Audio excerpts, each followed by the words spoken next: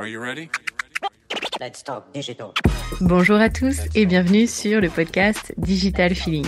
Je suis Elodie Chenol et j'accompagne les CEO à travailler leur personal branding et celui de leur marque grâce au digital.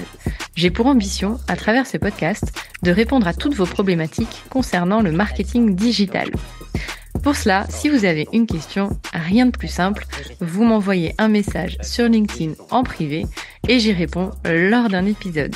Les questions peuvent tourner autour du personal branding, du B2B, de la plateforme LinkedIn, mais aussi des autres réseaux sociaux, de toutes les problématiques que vous pourriez avoir concernant votre stratégie d'entrepreneur et comment améliorer votre visibilité et surtout générer plus de ventes. Si je n'ai pas la réponse à votre question, j'irai chercher pour vous les experts du domaine pour vous produire un épisode qui répondra à cette fameuse question. Bonne écoute! Bonjour à tous et parlons digital. J'ai toujours un grand plaisir à vous retrouver dans le podcast de Digital Feeling et aujourd'hui je vais répondre à une question qui revient assez souvent, même si c'est pas forcément du digital et qui va concerner plutôt la partie commerciale. Comment vendre? Comment se vendre? Et c'est vrai que j'en parle pas forcément beaucoup, mais j'ai été commerciale par le passé dans plusieurs entreprises dans lesquelles j'ai travaillé et je voulais vous partager mes meilleurs conseils pour vous vendre au mieux, que ce soit digital ou pas pour le coup, que vous soyez entrepreneur, comment on vend ses prestations et comment on vend correctement ses offres de services ou de produits. Alors pour ça, je vais commencer avec une petite expérience personnelle qui s'est passée en Australie.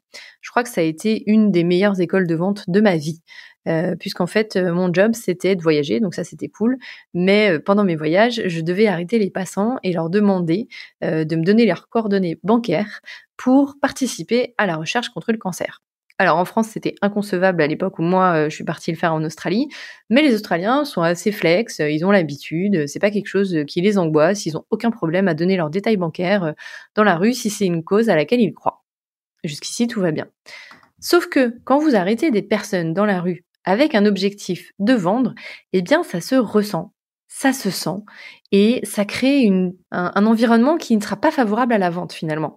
Parce qu'en fait, la personne en face de vous ressent que vous voulez lui vendre quelque chose et elle va se braquer. J'ai pas forcément les termes techniques neuroscientifiques à vous donner pour vous donner les meilleurs termes possibles, mais ça se passe pas bien. Et donc si vous arrêtez quelqu'un avec un objectif de vendre, eh bien vous allez souvent échouer. Et on m'a donné un conseil, on m'a dit mais détends-toi, pense à autre chose, arrête de penser aux chiffres que tu vas mener, etc. Et c'est quelque chose que j'ai fait. J'ai arrêté de me concentrer sur le chiffre d'affaires que j'avais réalisé, puisque je devais réaliser 10 ventes par semaine. Non, je crois que c'était 5 ventes par jour, je sais plus. Enfin, c'était assez conséquent. C'est pas quelque chose qui me paraissait insurmontable quand j'ai signé mon contrat, mais dans la réalité du terrain, ça m'a paru un petit peu plus compliqué à faire, en tout cas. Et donc, j'avais en tête qu'il fallait arrêter les personnes dans la rue et j'étais un petit peu paniquée à l'idée de me dire que j'allais pas réaliser ces ventes. Et tout a changé le jour où je me suis dit que j'allais arrêter de me concentrer sur ces ventes, puisque de toute façon ça marchait pas, de toute façon j'allais être virée, puisque si on réalisait pas nos ventes par semaine, eh bien on nous remerciait, donc merci, au revoir, tu vas chercher un autre travail. Sauf que moi je l'aimais bien ce travail. J'aimais bien le fait d'être payée pour voyager, j'aimais bien le fait de me dire que j'allais découvrir des nouvelles villes, rencontrer des nouvelles personnes, en plus c'est une cause qui me parlait, donc vraiment j'avais envie de garder ce travail, donc j'avais une double pression en fait, réaliser mon chiffre pour garder ce travail. Et le jour où je me suis dit, foutu pour foutu, je vais passer un bon moment, et j'ai commencé en fait à me dire, j'ai changé dans ma tête de paradigme, je me suis pas dit je vais vendre des abonnements pour la recherche contre le cancer, je me suis dit je vais informer un maximum de personnes des risques du cancer. Et s'ils veulent participer, tant mieux, et s'ils participent pas, c'est pas grave. Mais je vais me donner plutôt un objectif de personnes à informer des risques. Et en me donnant cet objectif, j'ai enlevé en fait tout objectif de vente à réaliser. Et je me suis donné un objectif beaucoup plus humain, beaucoup plus appréciable et aussi appréciable pour les gens que j'arrêtais. Du coup, dans la rue, je leur demandais, s'ils avaient des informations sur la recherche contre le cancer. Et mon objectif, c'était de les informer. Eh bien, en changeant juste cette façon de voir les choses, ça m'a permis de réaliser toutes mes ventes sans aucun stress. J'ai réalisé absolument tous mes objectifs. Ça a cartonné. Je suis montée team leader, donc je devais gérer une équipe, leur expliquer comment vendre, etc.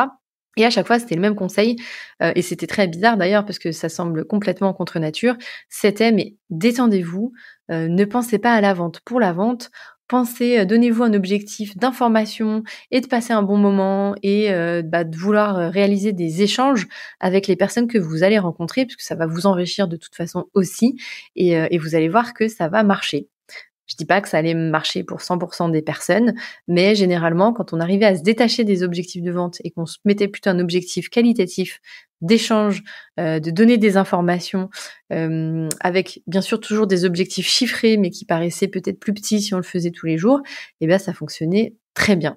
Donc mon conseil, si vous avez besoin de vendre un service ou un produit et que c'est pas forcément l'environnement dans lequel vous êtes le plus à l'aise, et ben commencez déjà par vouloir informer la personne que vous aurez en face de vous, vous l'éduquez, vous lui faites prendre conscience de ce que vous faites, de ses besoins, parce qu'elle n'a peut-être pas conscience des besoins qu'elle aurait dans votre domaine. Je sais pas si vous vendez par exemple, si vous vendez des produits high-tech, un micro, voilà, imaginons, pour l'enregistrement de ce podcast, et que je me rends pas compte que j'ai besoin d'un micro pour enregistrer un podcast, eh bien, vous allez m'expliquer les bénéfices que vous m'apportez, l'usage de ce micro, la qualité d'enregistrement que ça va m'apporter, sûrement d'autres bénéfices encore à avoir un micro et pourquoi ce micro et pas un autre.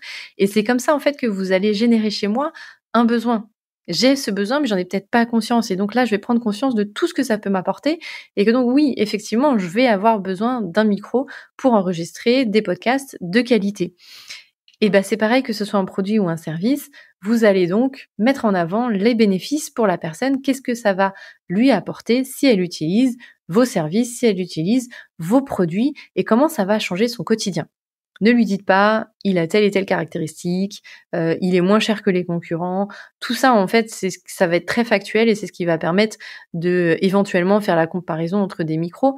Mais il faut déjà avoir conscience qu'on a besoin d'un micro et pour ça, il faut avoir de l'information. Et cette information, c'est ce que vous allez donner à votre prospect. Une fois que vous avez bien informé votre prospect et que vous avez créé aussi une relation de confiance puisque vous lui avez montré que vous connaissez votre domaine, que c'est votre domaine d'expertise, que si vous savez pas, il n'y a aucun problème à dire « je sais pas, je vais me renseigner, je vais chercher », c'est même mieux d'être honnête et de dire je vais me renseigner, c'est vrai qu'on m'a jamais posé cette question ou alors j'ai pas l'information et je reviens vers vous. C'est aussi un gage de qualité et ça montre que vous n'êtes pas là pour l'embobiner, vous êtes là pour avoir un échange de qualité et vous allez faire des recherches si c'est nécessaire pour pouvoir lui apporter des réponses à ses questions. Donc voilà, c'est important de rester aussi authentique. C'est tout aussi important que le discours que vous allez réaliser et que toutes les informations que vous pourrez lui fournir. Restez authentique, soyez honnête, ne visez pas la vente absolument, visez une relation de qualité. Il y a des ventes longues, il y a des ventes qui ne se feront jamais en one shot, ce sera toujours après 3, 4 rendez-vous en fonction de ce que vous allez vendre et en fonction de l'engagement que ça demande à votre prospect. Donc n'hésitez pas vraiment à recréer d'autres points de rencontre. Il y a le premier appel, il y a peut-être un appel découverte, peut-être que c'est pas suffisant, donc créez d'autres points de rencontre. N'hésitez pas à chercher, à créer une relation avec votre prospect aussi, en lui fournissant peut-être des ressources supplémentaires, complémentaires pour qu'il soit encore plus informé, toujours dans un objectif d'information. Donc voilà, et pour la petite histoire, j'ai lu récemment un livre Lève-toi et vends pour justement voir si il y avait des techniques de vente, des choses sur lesquelles je passais à côté, etc. Et puisqu'on passe toujours à côté de choses et on apprend toujours. Et finalement, si je devais synthétiser ce livre en une phrase, ce serait vraiment si vous voulez bien vendre, ne vendez pas. Créez cette relation de confiance et c'est ce qui vous permettra d'aboutir à vos plus beaux partenariats. Voilà, j'espère que cet épisode vous a plu. Je vous dis à très bientôt pour un nouvel épisode de Digital Feeding et je vous remercie encore de me poser vos questions et de m'inspirer autant pour tous ces épisodes. À bientôt. Thank you. You're welcome. Let's talk digital. J'espère que ce podcast vous a plu. Si vous avez aimé cet épisode, n'hésitez pas à soutenir le podcast en laissant une note et un avis sur Apple Podcast ou sur vos plateformes d'écoute. Ça me permettra de remonter et de pouvoir partager à d'autres entrepreneurs les réponses que vous vous posez. Merci à tous, à bientôt.